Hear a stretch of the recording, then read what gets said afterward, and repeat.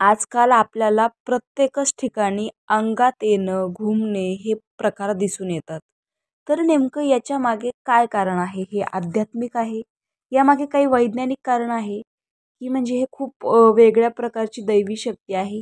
आज आपण या व्हिडिओमध्ये जाणून घेणार आहोत. अंगात संचार येणे.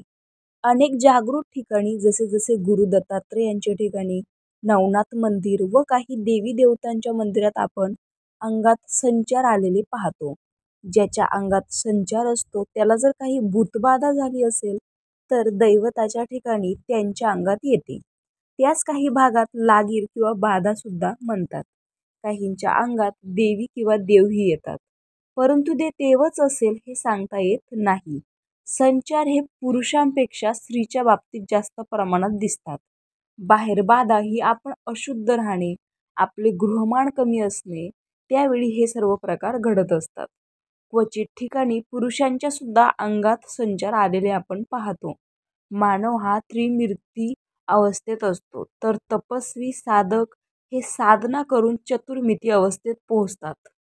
त्रिमिती अवस्थेत माणसाला भूतकाळ व वर्तमान काळचे सर्व कळते, परंतु चतुर्मिती अवस्थेत भूतम, भविष्यम व वर्तमान काळातील सर्व घडामोडी कळतात. जन्मताच प्रत्येकास 4 वेद मिळतात. स्थूल, सूक्ष्म, कारण आणि महाकारण असे 4 देह. स्थूल शरीर सोडताना आपल्या वासना बरोबर असतात. त्या वासना पूर्ण करण्याकरता सूक्ष्म देहाला स्थूल देहाची आवश्यकता असते. असा जीवात्मा हे एखाद्या दिवशी एखादे शरीर शोधून त्यात प्रवेश करतो. यासच आपण संचार येणे म्हणतो.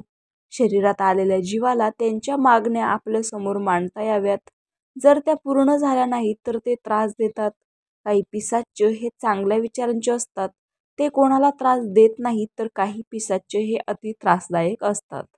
काही मांत्रिक पिशाच्च ताब्यात घेऊन त्यांच्याकडून कामे करून घेतात किंवा दुसऱ्या व्यक्तीला त्रास देतात. काही ठिकाणी करणी बाधा केली जाते. विद्येचे बरेच प्रकार असतात, तर भानामतीचे 52 प्रकार असतात. अवधूत पंथ, नवनाथ पंथ, अघोरी पंथ असे बरेचसे पंथ आहेत. प्रत्येकाची साधना वेगवेगळी असते. संचार आलेली व्यक्ती ही दुसऱ्याबद्दल माहिती देऊ शकतात. 1982ला देवगाव रंगारीला अवधूत भजनाची स्थापना झाली. त्या भजनात एक धनगर समाजाचे साळुबा नावाचे गृहस्थ होते.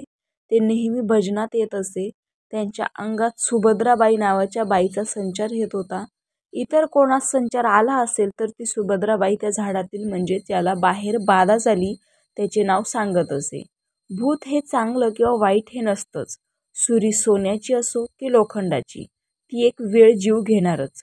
यातून सुटका करायची असेल तर फक्त नामस्मरण करणे महत्त्वाचे आहे. रामकृष्ण हरी.